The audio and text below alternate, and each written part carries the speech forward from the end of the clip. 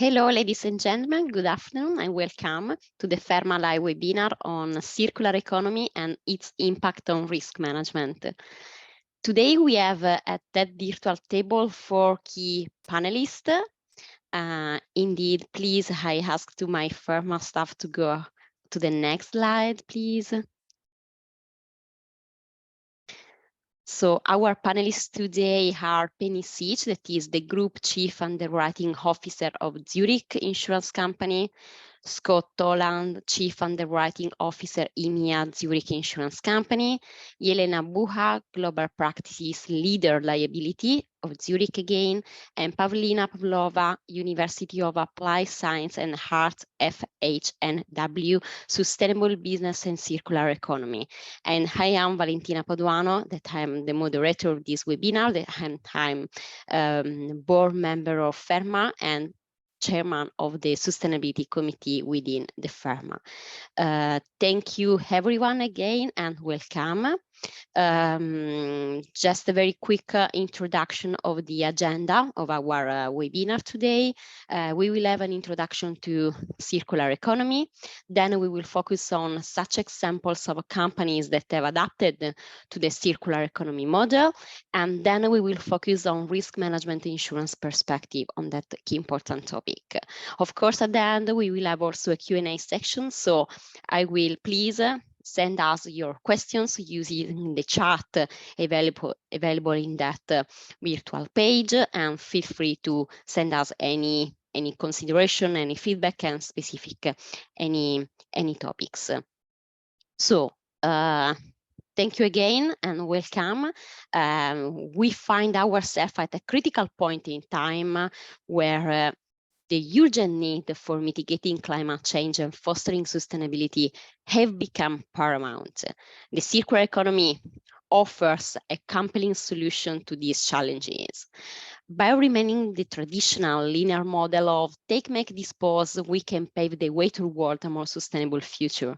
So the circular approach emphasizes the importance of reducing waste, maximizing resource efficiency, and embracing a holistic view of production and consumption. In the face of growing environmental challenges, the time is ripe for companies to diversify their product portfolios.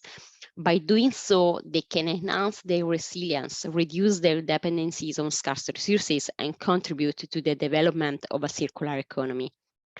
The circular economy not only offers numerous environmental benefits, but also holds significant implications for risk and insurance. Businesses increasingly adopt more sustainable products and business models, new risk landscapes emerge. These landscapes are closely intertwined with pressing challenges such as the transition to ESG principles and supply chain risks. Risk managers play a crucial role in helping their organization understand the circular economy, its potential implication. They are instrumental in helping their organization navigate the complexities of new business models, materials, and technologies. By exploring the risk and liability implications, risk managers can guide their organization towards better informed decision-making and the avoidance of unintended consequences as they transition to more a circular model. The communication from the European Commission's A New Circular Economy Action Plan in 2020 sets the stage for this transformative journey in EU. It calls for comprehensive actions and strategic initiatives to propel Europe toward a circular future, where economic growth and environmental stewardship go hand in hand. It is an invitation for all stakeholders to collaborate, innovate, and embrace the circular economy to drive sustainable development. The European Commission is taking further steps to accelerate the circular economy. Only this year, it revealed the European Union Net Zero Industry Act and the Critical Raw Material Act. These initiatives show the serious commitment to lead the European economic system towards a green paradigm, diversified and progressively less dependent on the raw materials from foreign countries. These legislative initiatives render increasingly real the need to monitor and control the new risk landscape being created. The role of risk managers and risk insurers is becoming more pivotal in the transition process toward a circular economy. But I let now our panelists to go through the topics. So Penny, the floor is yours. please. Fantastic. Thank you, Valentina. So circular economy, what is circular economy? So circular economy is an economic system that is designed to minimize waste and to maximize the use of resources. The ultimate goal is to create a sustainable and a regenerative system that will benefit obviously both the environment and the economy. So currently in our current economy, we take materials from the earth and we make products from them, but eventually we throw them away as waste. So the process is quite a linear one. And we know that this can't work in the long term, and we know that because our resources are finite. So that's where the circular economy comes in, right? And there's 3 principles of the circular economy. So the first one is to eliminate waste and pollution. The second one is to circulate products and materials. And the third one is to regenerate nature. Now, in order to fulfill these, we need to transform every element of our take, make, waste system to close the loop.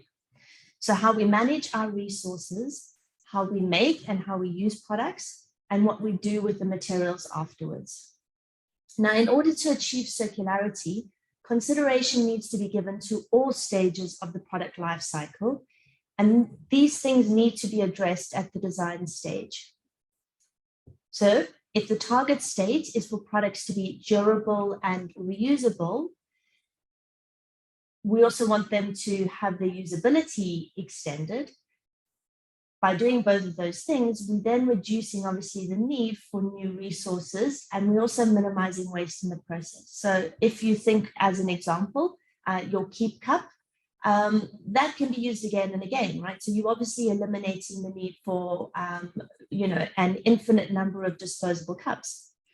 But inevitably, your Keep cup will sustain wear and tear, right? Or it's going to break at some point during its life cycle. So therefore, the repairable considerations needs to be taken into consideration as well. However, even once repaired, right, products will also have they'll really have an infinite lifespan, right? So it will get to the point, and that's the final option within the circular economy, where you will no longer be able to repair the product. The final option as part of the circular economy is then to make the product to make it recyclable and or biodegradable. And that's the final element of the circular economy. So whilst the focus of the circular economy is the active life of products and materials themselves, it does also, as we've just discussed, consider production. And the focus there is on using less resources per product and decreasing both material and energy use. This could also include renewable energy sources such as wind and solar. Obviously, looking at ways in terms of how greenhouse gas emissions can be reduced as well. So regenerating nature is the desired consequence of shifting from a linear economy to a circular economy. And by doing that, we change the focus from extraction to regeneration. So instead of continuously degrading nature, we are actually building natural capital, and we therefore improving the natural ecosystem, and we're therefore leaving it in a better state than what we found it in. So if we can go to the next slide, please. So I think the benefits of circular economy is pretty clear. It gives us the power to grow prosperity, it gives us the power to grow jobs, and increase and improve resilience. While we're doing that, we are cutting greenhouse gas emissions, we're reducing waste and as a result, pollution.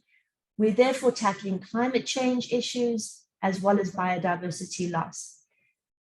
While we're doing all of this, we are also contributing to important social developments. Now, the circular economy is a broad concept.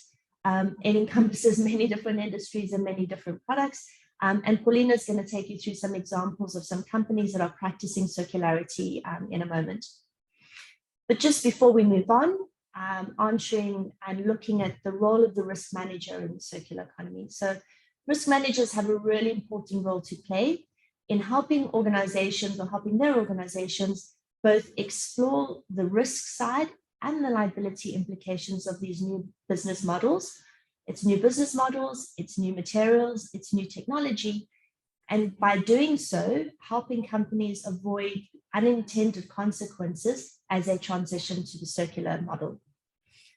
The first step is really to understand and analyze the operational processes and looking at the product life cycles and identifying areas where waste can be reduced or products can be reused or recycled. This includes exploring, as I mentioned, new technologies and new approaches, also working with external stakeholders, including suppliers, as well as customers, to develop new partnerships and collaborations. So you can see the opportunity that is coming through as well. And finally, as businesses are beginning to design and invest in products, early engagement with insurers, we believe, is essential. There will be big changes to products and business models, and this requires a close working relationship with both insurers and supply chain, but with your insurers to ensure that your insurers are aware of the changes, understand the exposures, and can work with you to develop either new risk transfer products or to provide risk management services as you are transitioning.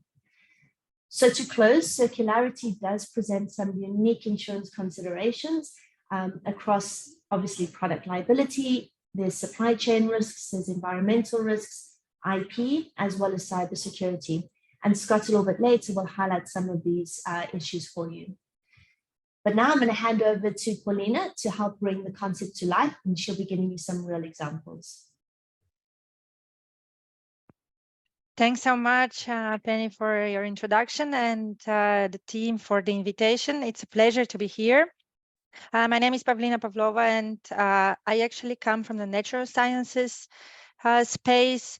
And back already more than 5 years ago, I was very much inspired by the circular economy framework, because instead of having nice to have a risk mitigation sustainability strategy, certainly we started speaking the language of business and started trying to size opportunities in the circular economy.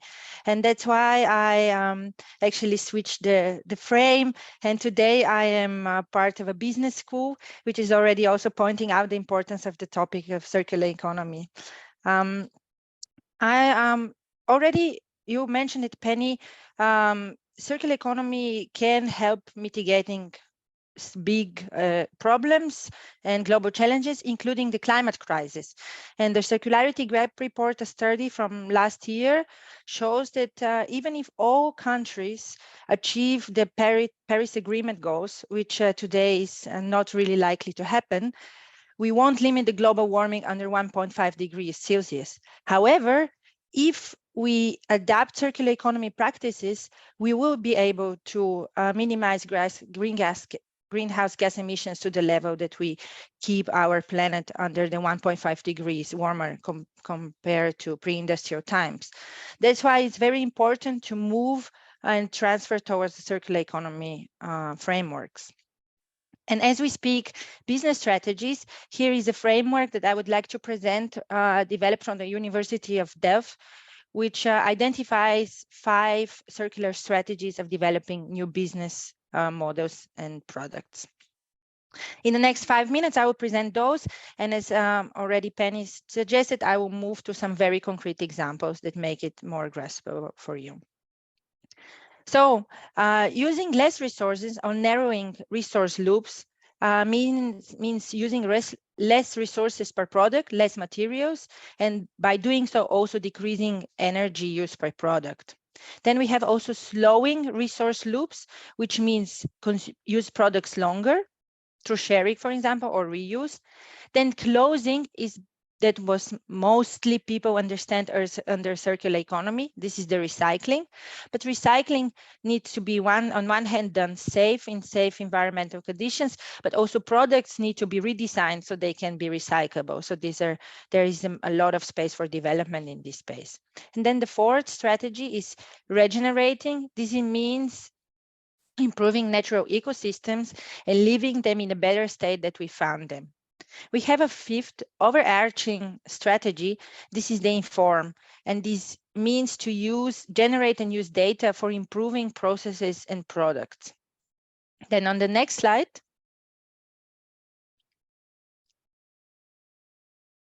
to make it even more understandable, we have here in hand on a life cycle of a product, starting from the sourcing of the raw materials on the left, going to the disposal on the right, different activities which are important in the circular economy. For example, repaint and maintain, reuse, resell, and recycle. The shorter the arrow you see, the bigger the retention value of the product, which means that in a circular economy, we try to prioritize those shorter arrows or loops, and we would try to repair and maintain a product before refurbishing or recycling it. In order to create circular products and business models, one needs to think in systems and to understand the relationship of the single parts of the system to the whole. Another very important mindset is to celebrate diversity. There is no one size fits all for example, for different markets or different products need to be adapted depending on the region or the needs of the customers. In our systems, we have different values, social, economic, financial, and in order to create good circular products, we need to acknowledge all those. The next ones, please.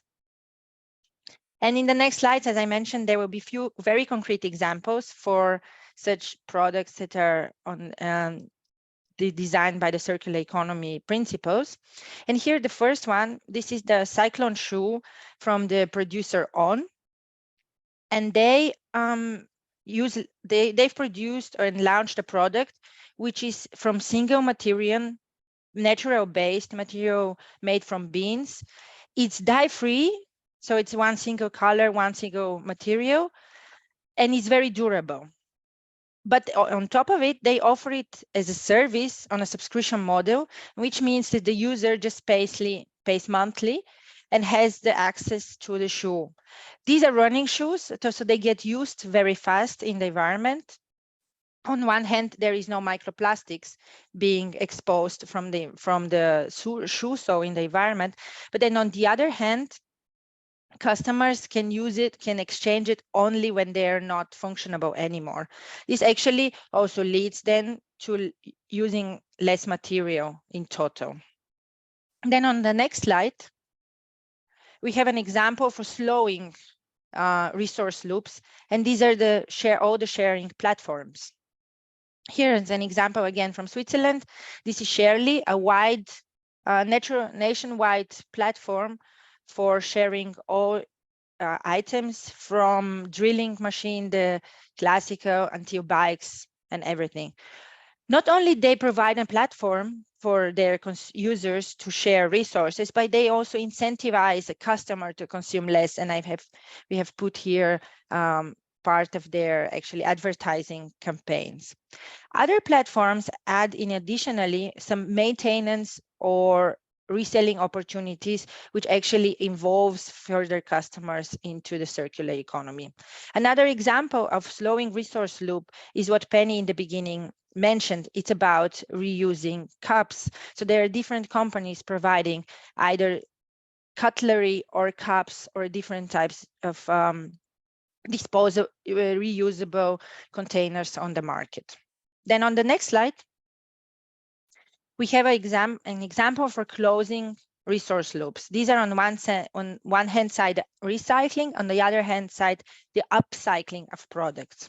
And here a company that also comes from Switzerland but is known worldwide, it's the Freitag company, and they produce since over 30 years bags from trucks. They have the circularity in DNA, and therefore they have been certified as the first company on the Circular Globe certificate, on which I would say a few words in a minute. But they go even further, and they're on a journey to revolutionize the tarp industry, because this is their basically main product, are used truck tarps from the logistics sector. They have now collaborating with logistic and research in order to create new tarp, which is environmental friendly and PVC free. So you can read more on their website, but they're really a DNA driven circular company. Then on the next one, It's about regenerating, and regenerating means to leave the environment in a better state that we've taken it. This means using less water, using releasing no harmful chemicals in the environment. And thus we have here an example for a vertical farming company, which is actually producing also in the heart of Zurich. They've increased efficiency with more than 200 times by automating their processes and working in elevation. They reduce transport costs and greenhouse gas emissions through the last mile because they're very close to the source. And they can optimize to their completely automated process. They can optimize use of fresh water and energy, and they use 100% renewable energy. Then next one. On the inform circular strategy, we have here a company coming from Holland called Madaster. And Madaster creates for companies material passports. They can, company owner can register through the use of the platform's all materials and products that are incorporated in the building, and can use it for further, can know what it is inside and reuse it in case of demolishment or the change of use. In addition, what the owner of the company gets, it's the so-called circularity index, showing them what is the extent of the circular value of the products they're using, or of course the incorporated CO2 in their buildings. Further, the data from Madaster can be used as a public register of CO2 or whatever available materials are there, or to, if in case there are new compliance requirements, the users can be informed during the platform. The next one. As I already mentioned, companies and products actually can already be certified in circular economy. And this is the first label, Circular Globe, which is has a modular and multi-level assessment on circular economy, which enables quite an easy start on the transformation. There are different areas which are assessed, including the planning, the implementation, the measurement, and on every single one of those areas, there is risk assessment component. This certificate has been launched from the SQS Switzerland, Equality Austria. And for those of you who are in Switzerland, we are actually launching a certificate of advanced studies, including this labeling system, so reach out. With this, I would like to hand it over to Jelena to discuss the risk associated with the examples given on a very concrete basis. Thank you very much. So thanks, Pavlina, for these great examples. Now we are coming to the point of what are the risk management principles. And I do not think that anybody should worry too much. Risk management stays risk management no matter what. We have to identify the risk, we have to assess the risks, we have to respond, or better say, mitigate the risks. And at the end, we have to monitor them and control them. And this goes in circles as well. So we are used to the circles. And with that, hopefully we will easily adapt to the circular economy as well. So, however, there are a few points that all of you have to have in mind once you start identifying and hopefully applying for that certificate that Pavlina was mentioning. One has to assess the risk that circular economy brings along, and this is with that one has to assess actually the difference between a linear economy and see a circular economy perspective actually. So linear economy brings linear risks. We take resources, as Penny has said already, it's take, make, waste principle.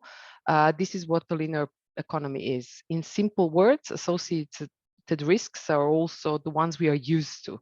And these are the ones we assess in this way. So the risks we usually talk about our market. This is market and trade related factors that impact business assets and liabilities, price volatility, resource scarcity, trade bans, higher or lower investment interests. Then we have operational risks. These are factors that threaten the internal operation of a firm. We are talking about supply chain failures, internal process failures, worker safety issues, difficulty hiring or retiring talent, which is a big topic nowadays, obviously. Then there are business risks, which is obviously changing of consumer demands, new technologies, new business model, and then of course, last but not least, legal risks. So we have to talk about sourcing rules, about new government policies, extended producer responsibility, about fines, about the lawsuits that come along. On the other hand, we have now circular economy that brings not only circular economy risks, but it's very important to understand that it brings circular economy models. So instead of this take, make, waste, which is very linear, we have models that are either product, service, use, or result oriented. Product oriented approach is for high quality, durable products. And that's this Freitag bag, that example that Pavlina brought up. So one could actually easily add services to it, for example, repair or exchange. Then comes the service oriented approach, which actually enables the shift of the ownership of the product towards the producer. So they're, of course, pure circular products, which are high quality and long lasting, durable, and that can be recycled, composted at the end of the life. So that's, I think, the perfect example for that was what Pavlina mentioned. This is this own sneakers that you have seen. Then there is this use-oriented approach that is based on the rental and leasing, which could partially be also the example that you have seen there, obviously. And then there is this result-oriented approach.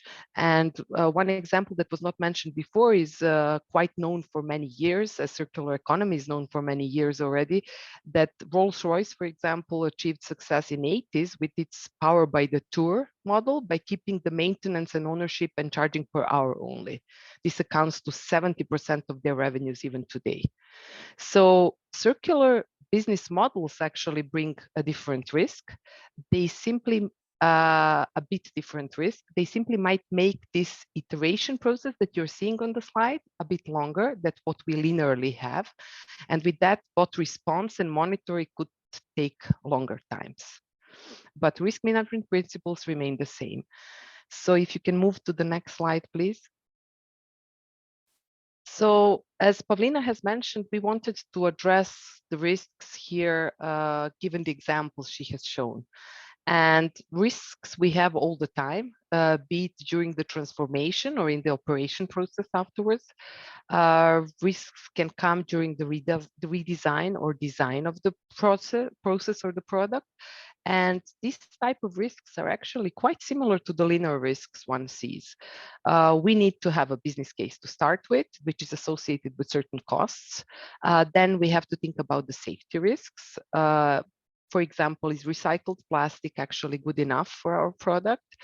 After come tons of regulation problems we might run into in order to scale up our products. And then, of course, very often these small businesses need support, and that hopefully comes from the government. For risks coming up in operation, on the other hand, which you see on the left side down, we can read them through on the left side and walk that loop that Pavlina shared with us and that principle developed at the university. So, and keep in mind, of course, that product, service, user, result models of circular economy. So let's start from use less, based on the literature and knowledge that one can gain. Energy consumption in manufacturing is actually mainly related to the extraction and processing of resources, rather than the manufacturing processes themselves. And by reusing products rather than producing the new ones, labor would replace energy, leading to energy savings combined with job creation. We heard that not only once already.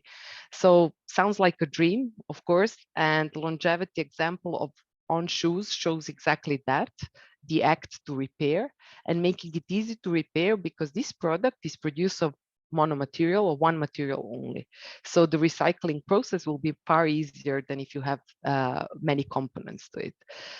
Now, the risks we see here as an immediate, there are many risks, of course, one can think of, even during the transformation, but when it comes to the operation is, what is the product ownership? Who owns the product? And is this actually a service after all?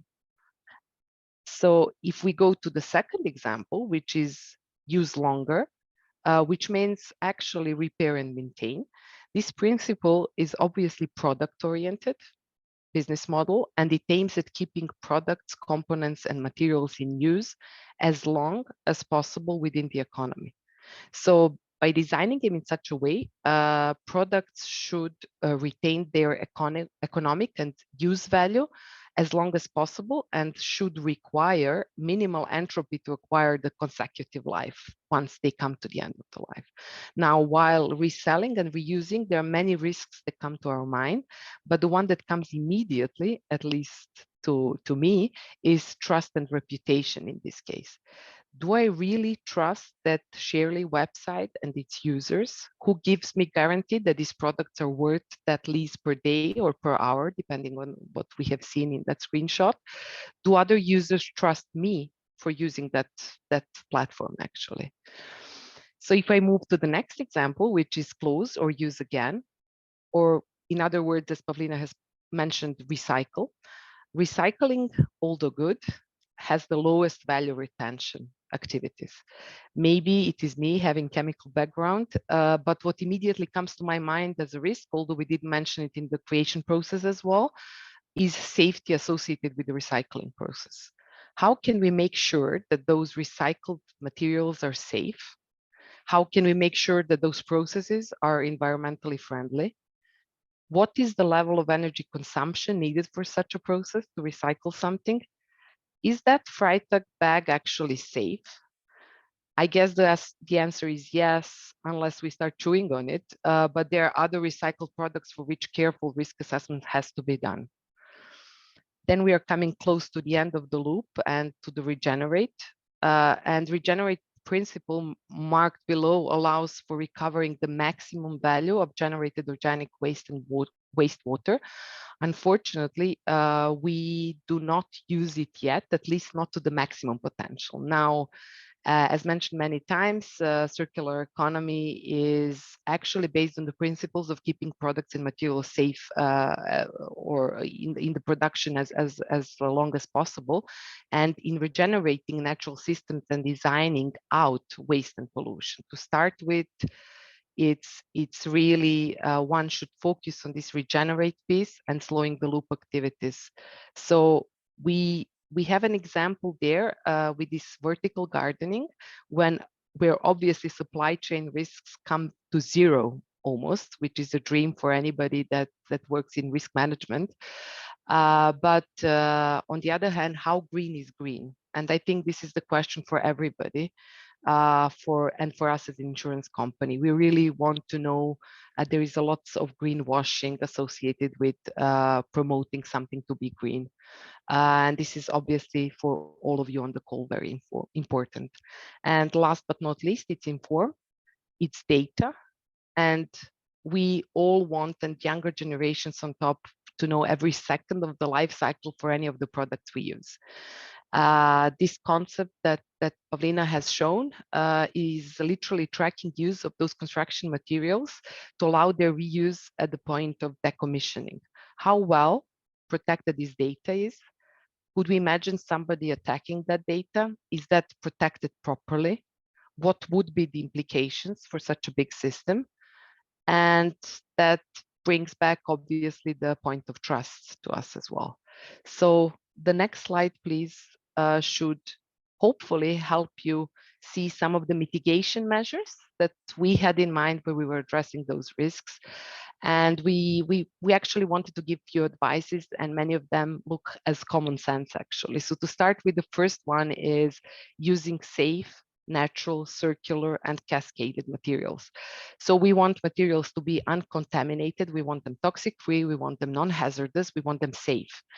And that should obviously help us have safer products at the end. Even better it would be if those materials are circular. That means that if they're designed in a way that once they come to the end of the life, they can be used as a food for other systems and other technological or biological systems. The choice of circular materials is crucial in order to facilitate end-of-life sorting, separation, next use of products, and secondary raw materials. Cascading, on the other hand, involves putting materials and components into different uses after end of life. So it's kind of a circular component to it. And that, of course, obviously brings stored energy and material and thus avoiding the use of virgin material inflows. So the message here is choose carefully, choose materials in a careful way. The second one is safety, safely instructed disassembly and repairability and maintenance. So this principle is actually intended to facilitate through an improved design and the refurbishment and remanufacture of products in order to keep those technical components and material circulating and contributing to the economy. So this components and materials should stay in use as long as possible, obviously.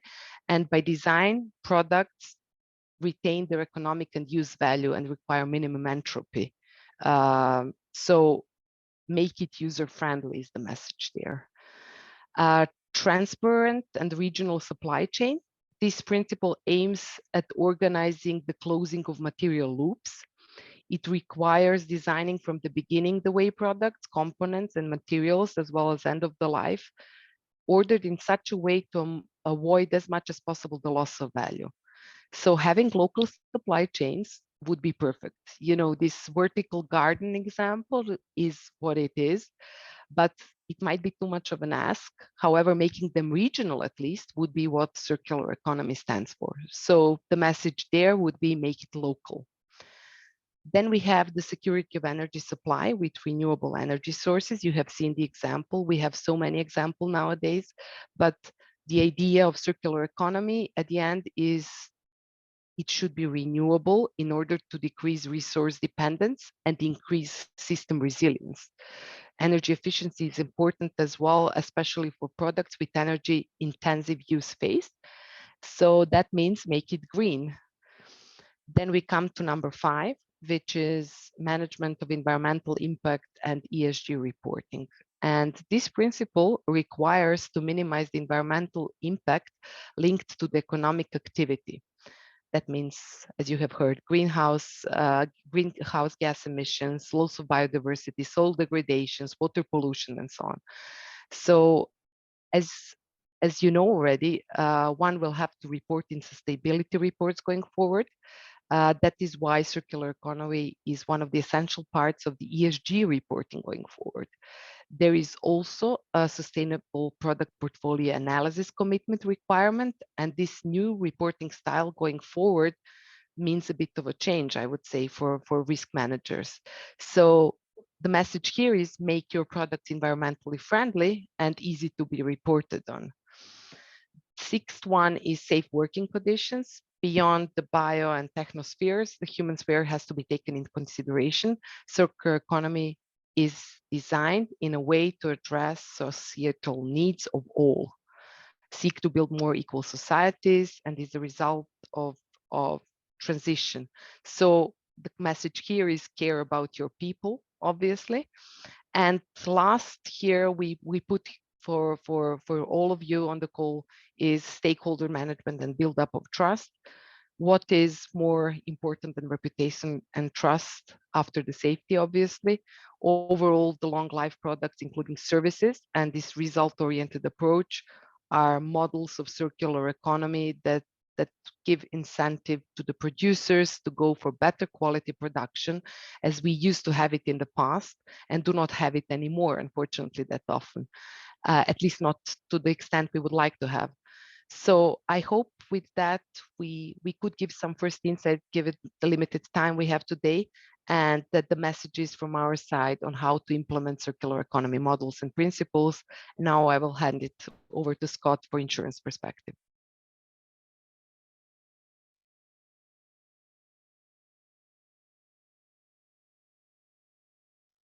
Thanks, Jelena. I think as we reflect on what we've heard thus far, you can see there's certainly a lot to take into consideration, and it's certainly not an easy role that risk managers, brokers, or insureds are even in, for that matter. So, as you heard from Jelena, risk mitigation measures can play and must play an integral role as the world transitions to the circular economy. Historically, we've looked at risk and related insurance in a very linear way. Currently, we are at an inflection point as an industry where we need challenged to look at things creatively and to stay relevant and to provide solutions to our customers. It's very important that we stay relevant to our customers and stakeholders, because without doing so, we become or work to become obsolete. As we move forward, the circular economy disrupts this linear pattern of thinking and introduces or reintroduces risk at different stages of the lifetime of the product. Whereas before, a product was manufactured, served its purpose, and was then discarded. With this new circular economy and the reporting and disclosures required and/or that are potentially required, there is increased scrutiny on the supply chain, on the disclosures around the transition to net zero, and the dramatic change to how we utilize products, goods, and services. I'm going to start with the point around regulation, as it's applicable to everything on this slide and really cuts across everything. So currently, as you all know, there's significant regulatory requirements that underpin all of this, and the EU is extremely focused on driving the change needed to reach our sustainable ambition.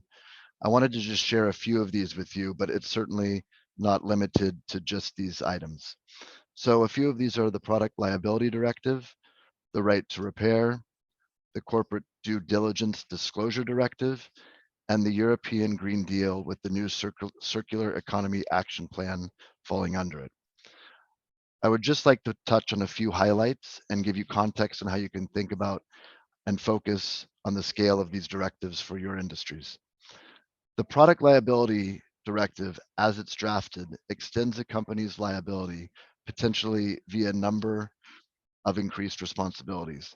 It potentially extends financial loss to all products if they are defective. It extends liability from 10 to 15 years on latent product exposure. This again obviously expands your liability and extends the tail of the potential exposure.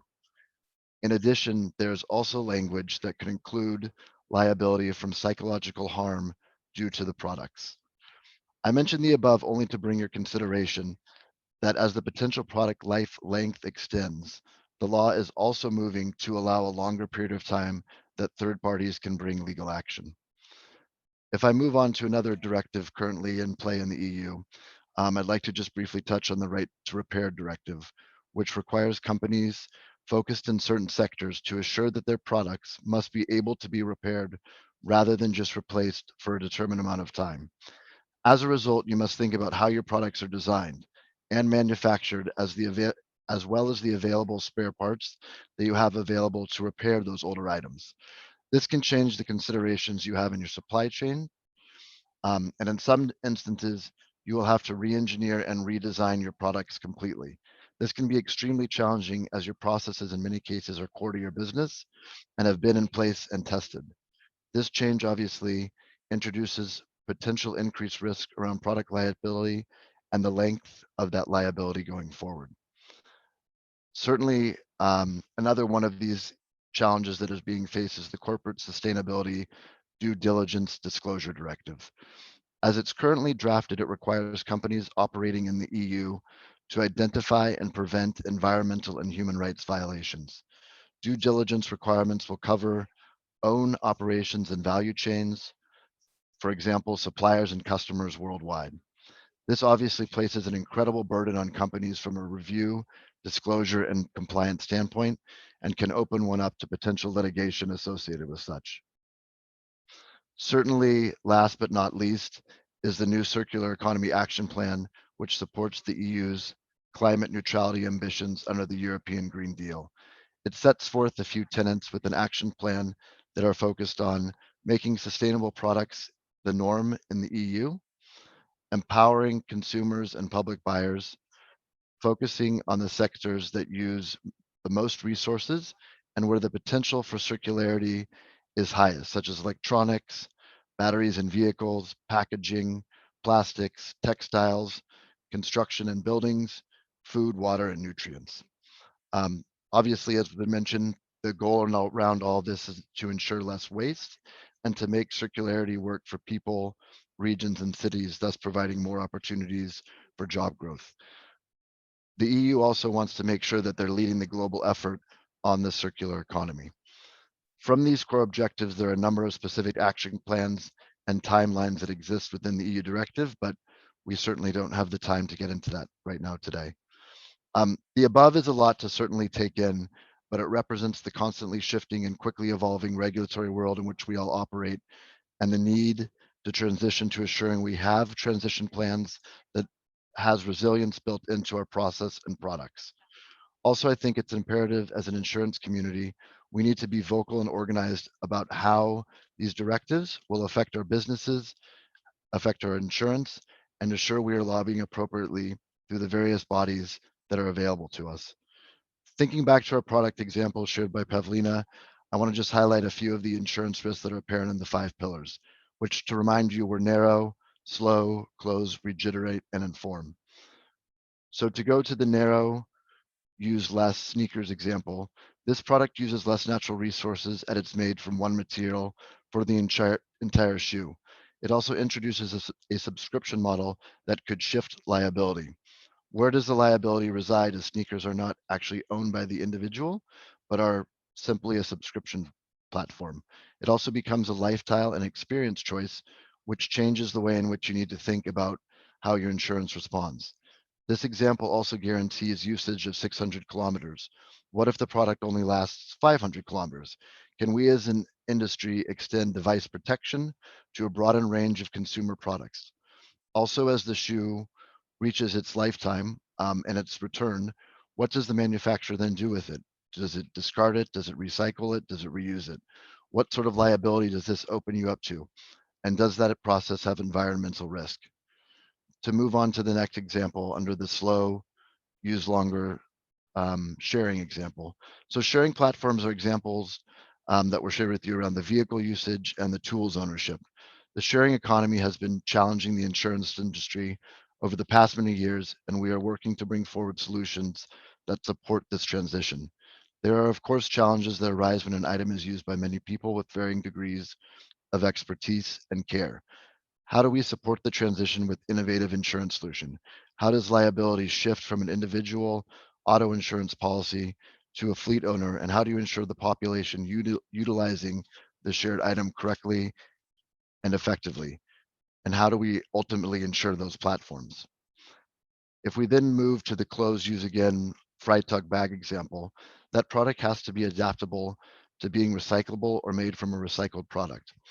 The process by which one does this utilizes high temperature and can be highly prone to fire risks. Also, the more you recycle products, the more quality of the material is degraded, not to mention the potential chemical exposure that can be released in the process. How do we assure from a product liability, workers' injury, environmental liability, and property perspective, you're covered appropriately? If we then move to the regenerate, make clean example with the vertical garden, this is a broader example of a high-tech net zero urban environment. It speaks to the need in many instances as possible to make green an entire loop, which we then need to think, are we in fact greenwashing and driving potential D&O litigation? Is the product contaminated through supply chain disclosure errors, both of which would open one up to liability and disclosure issues? The last example was inform or to use data, and the Madaster example was brought forward.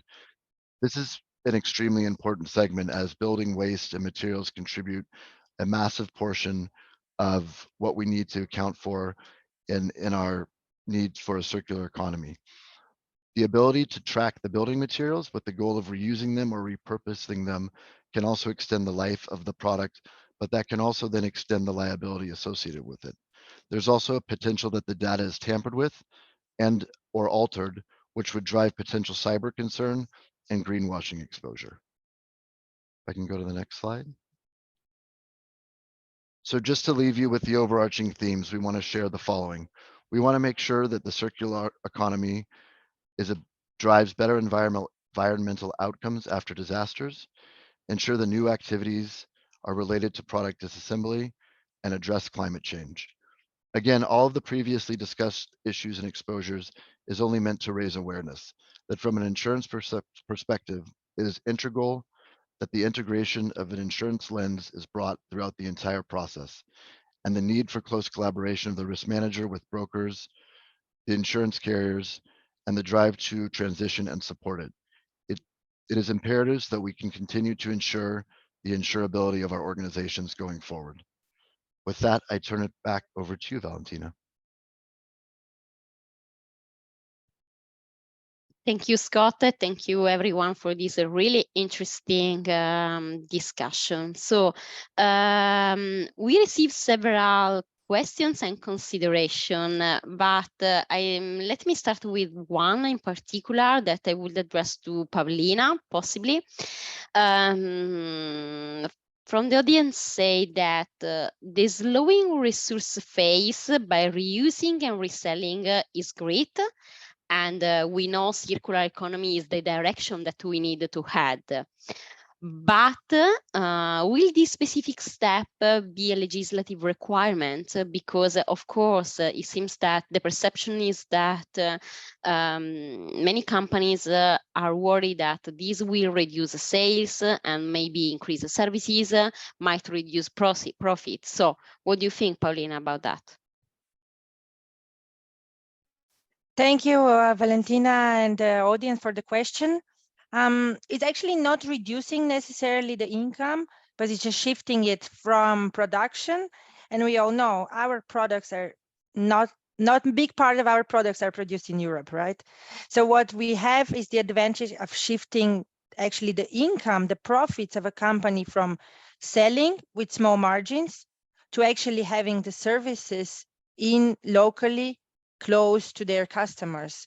So I think the company shouldn't be worried. They should be open for transformations and for adapting their processes. But there is already proven business case in having services instead of just selling products once. And of course, there is also a retention, customer retention in a different level, different relationship with the customers. With using these new business models. But there is also a question on the other part of the question was, is it a legislative requirement? It's not. And I guess from the latest development in the European legislation, it won't be, or it's not yet. And I also don't expect that it will become mandatory to resell products. It will be, as Scott mentioned, a different lifestyle, a lifestyle opportunity to be using new business models and reusing. And if vintage is already today considered as a important part of style, right? Thank you, Paulina. Another question for Yelena.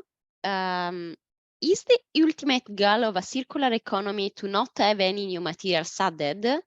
Or can raw materials still be added if done in a responsible way? What do you think? Thanks, Valentina. I think the idea is to have them as less as possible. You really want to not add new materials if possible. But if it's not possible, of course, you don't have any other options, you will do it. What is more important when choosing materials are the other aspects, and this is the chemical aspect, the hazardous chemicals aspect.